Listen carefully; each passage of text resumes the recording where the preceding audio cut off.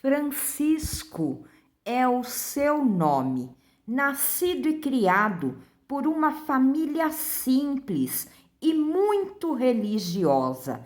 Frequentavam a missa todos os domingos.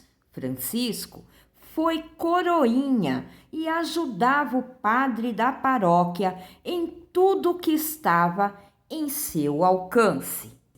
Criou em seu coração a vontade de um dia se tornar padre e seus pais o apoiaram. Resolveu assim estudar filosofia e religião, sempre seguindo todos os preceitos da igreja, para que um dia viesse ser ordenado Padre Francisco.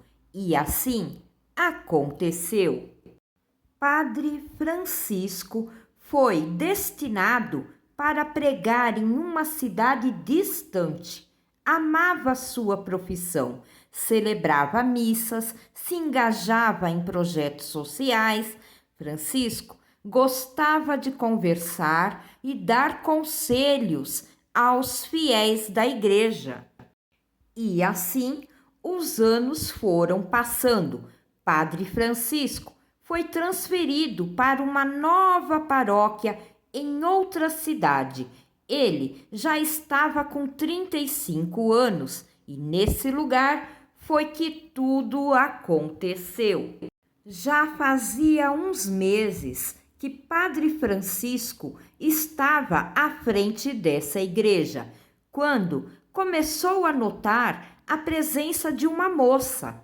Ela vinha à igreja sempre chorosa, sozinha, passava horas olhando a imagem à sua frente, até que um dia Padre Francisco resolveu se aproximar e perguntar a ela o que lhe afligia. Se sentou ao lado dela para ouvi-la.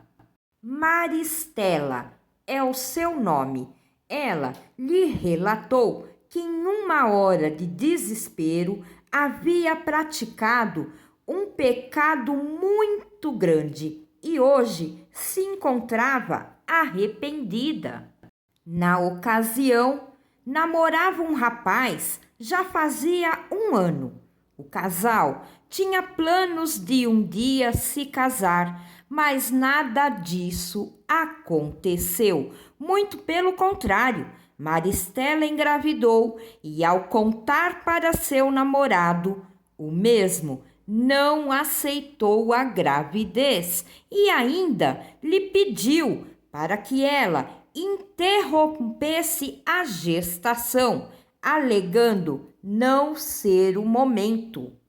E ainda disse que, se Maristela não o fizesse, o relacionamento estaria acabado, que ele sumiria de sua vida. E ela, com medo de perdê-lo, aceitou e interrompeu a gravidez. Porém, mesmo assim, seu namorado terminou o relacionamento e ela se sentia culpada por ter atendido o pedido dele. Ela jamais poderia ter cedido. Agora, ela conseguia enxergar que aquele rapaz não queria nada sério com ela. E hoje, ela nem o filho, que é o único inocente nisso, ela não tem. Padre Francisco entendeu a dor que Maristela estava sentindo, deu conselhos a ela e pediu para que orasse a Deus, pedisse perdão por suas falhas e que ficaria tudo bem.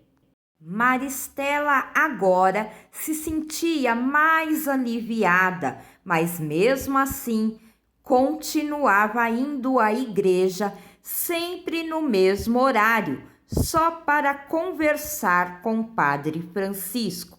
A verdade é que ela se sentia bem com a presença e as conversas descontraídas dele. E assim Quando Maristela não comparecia na igreja, Padre Francisco ficava desolado. Já estava acostumado com Maristela. O que ele não entendia é que estava completamente apaixonado por ela. E ela também já havia se dado conta de que também havia se apaixonado pelo padre. E agora, o que fazer? Foi uma tortura, principalmente para o padre Francisco.